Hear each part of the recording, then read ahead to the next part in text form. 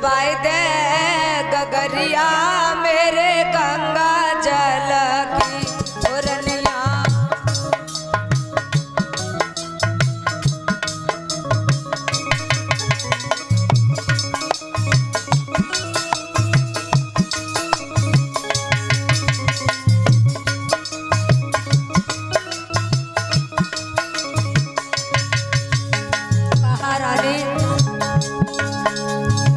थोड़ो हाथ लगाए दे रानी पल पल होते आवेरा हो रनिया पल पल होते आवेरा।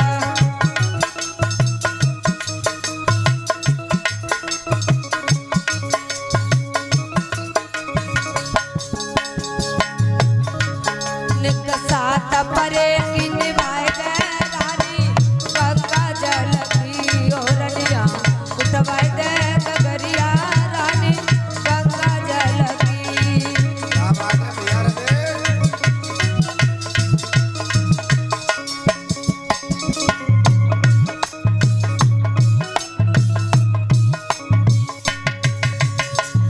राजा ने कहा कि रानी मेरा शरीर दुर्बल हो चुका है और जवाब दिया है भूलो ना एहसान तुम्हारो उठो न बैठो जाए मुझ रानी उठो न बैठो जाए।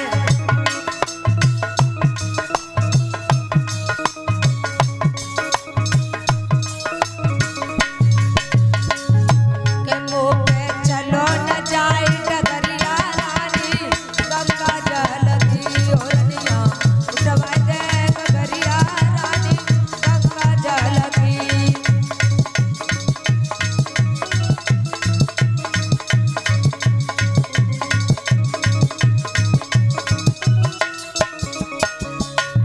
और कहा सुनकारा कालू मेहतर का नौकर हूँ देव मोको गारी रनिया देव मोको गाली।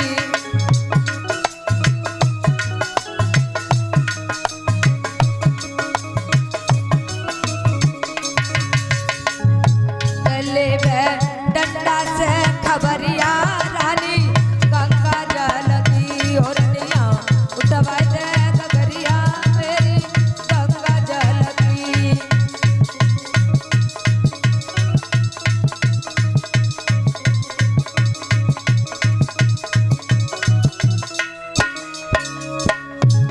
रानी उठवाए दे गगरिया मेरे गंगा जल की ओरनिया।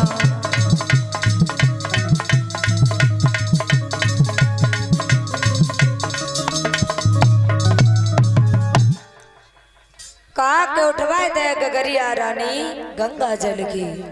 आज लेकर के वहां से रानी ने जब मना कर दिया गहरे पानी में जाकर के गागर को उठा लिया। इधर में भक्तों जब गागर को उठा लिया और जाकर के जैसे ही राजा आज इस कालू मेहतर के घर में प्रवेश करने वाले थे तैसे ही जो ठोकर लगी तो महाराज पृथ्वी पर गिर पड़े गागर फूट जाती है। उधर में वही कालू मेहतर आया उसने देखा क्यों ये बता तू रोज एक गगरी फोड़ेगा तो इतनी में नई गगरी कहां से ला करके दूंगा। भाई बंद माता बहनों राजा हरिश्चंद्र ने कहा महाराज मुझसे बहुत बड़ी भूल हो गई और ये गलती से तुम्हारी गागर फूट गई है आगे के लिए मैं ध्यान रखूंगा। कालू मेहतर कहने लगा तू अब ये कार्य करने लायक नहीं रहा है। उसने क्या किया कि लाठी और कम्बल को दे दिया और कहा तू ये लाठी और कम्बल को ले जा और तू मरघट की रखवाली करना।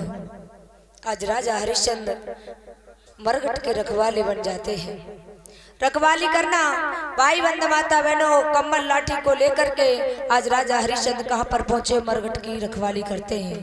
और जवाब दिया एक बात ध्यान में रखना क्या जो भी लाश को लेकर के आएगा उस पे कर का टका लेना उसके बाद में लाश को जलने देना। भाई बंद माता बहनों जैसे ही कहा कि लाश के लिए आप कर का टका लेना उसके बाद में जलने देना तो राजा हरिश्चंद्र ऐसा ही करते हैं। एक दिन क्या हुआ कि तब तक एकादशी का त्योहार आ गया और एकादशी त्योहार आने के बाद में पूजा का वक्त हुआ।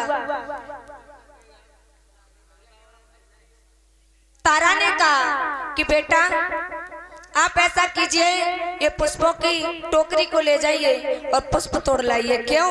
क्योंकि बेटा एकादशी का त्योहार है और हमारी ब्राह्मणी ने कहा है, हमारी मालकिन ने कहा है कि एकादशी त्योहार के लिए सर्वप्रथम पुष्पों को लेकर के आना चाहिए। तो तू बेटा अगर पुष्प ले आएगा तो ये पूजा संपूर्ण हो जाएगी। आज बेटा टोकरे को लेकर के वहां से जाने लगा और जाकर के बियाबान जंगल में पहुंचा और बगीचे में से वक्त सुंदर सुंदर पुष्पों को तोड़ने लगा। उधर में विश्वामित्र जी महाराज को फिर भी चैन नहीं पड़ता है। उन्होंने क्या किया कि एक सर्प का वेश बनाया और बड़े से पुष्प में जाकर के सूक्ष्म रूप बना करके बैठ जाते हैं। और जैसे ही उस बेटे ने पुष्पों पर हाथ चलाया तो रोहितास को हाथ में उस सर्प ने खा लिया। आज वही बेटा रोता बिलखता पृथ्वी पर गिर पड़ा, कहने लगा, हे माँ मुझे आकर के बचा ले, हे माँ मुझे आकर के बचा ले। भक्तों, उस बेटे के लिए बचाने के लिए वहां पर कोई नहीं था।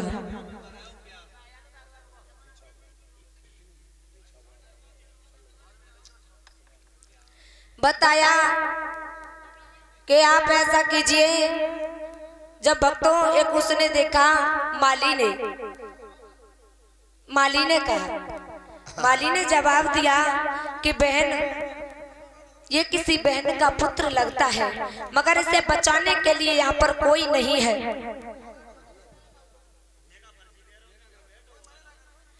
भक्तों कहा, बेटा तू ये बता किसका बेटा है? रोहितास ने माली से कहा, मैं यहाँ परदेश में हूँ, मेरी माँ का नाम तारा है। इधर में विश्वामित्र जी ने वेश बदल करके फिर से आकर के और काशी में आवाज लगा दी, क्या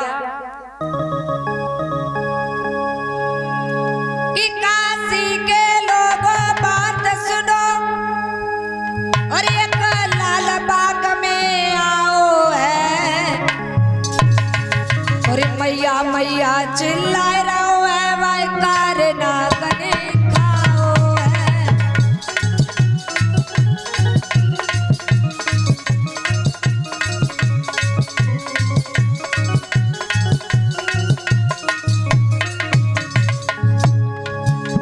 काशी के लोगों बात सुनो और एक लाल बाग में आओ है, अरे मैया मैया चिल्लाए रहो है, भाई कार ना कने खाओ है।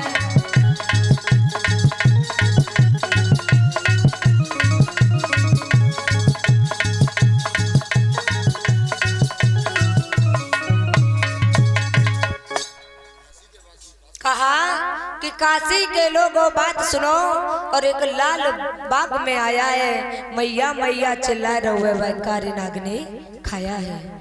भाई बंद माता बहनों, जैसे ही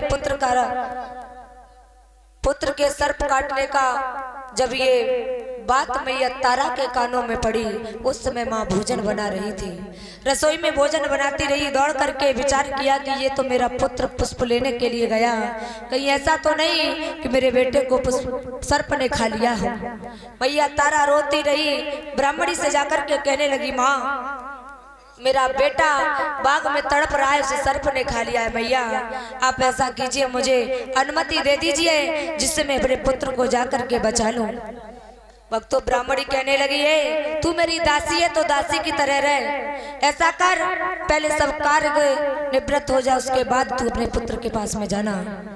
मैया जानबूझकर भी पता था कि मेरा बेटा आज मेरे बिना बिलख रहा है, वो माँ रोती रोती काम करती रही। सब काम से जब निवृत्त हुई फिर गई, माँ मैं अपने बेटे के पास चली जाऊं। कहा हाँ अब तू अपने बेटे के पास जा सकती है, लेकिन एक बात ध्यान रखना, क्या जल्दी लौट करके आना। आज मैया तारा रोती बिलखती कहां पर पहुंची? उसी बाग में पहुंची और देखा बेटा तब तक भक्तों मर चुका था। मैया कहां जा रही हो? ओ मैया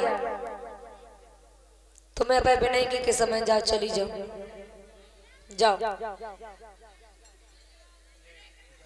लौट के आओ तो जाइयो न जाइयो मत। भाई बंद माता बहनों, इधर में मैया रोने लगी, कहने लगी बेटा बेटा, जब बेटा को आवाज लगाई तो वहां पर बेटा ही नहीं था, क्योंकि उसका जो बोलने वाला था, जो हंस था, यहाँ से विदा हो चुका था। आज मैया ने अपने बेटे को गोद में उठा लिया, रो गई, कहने लगी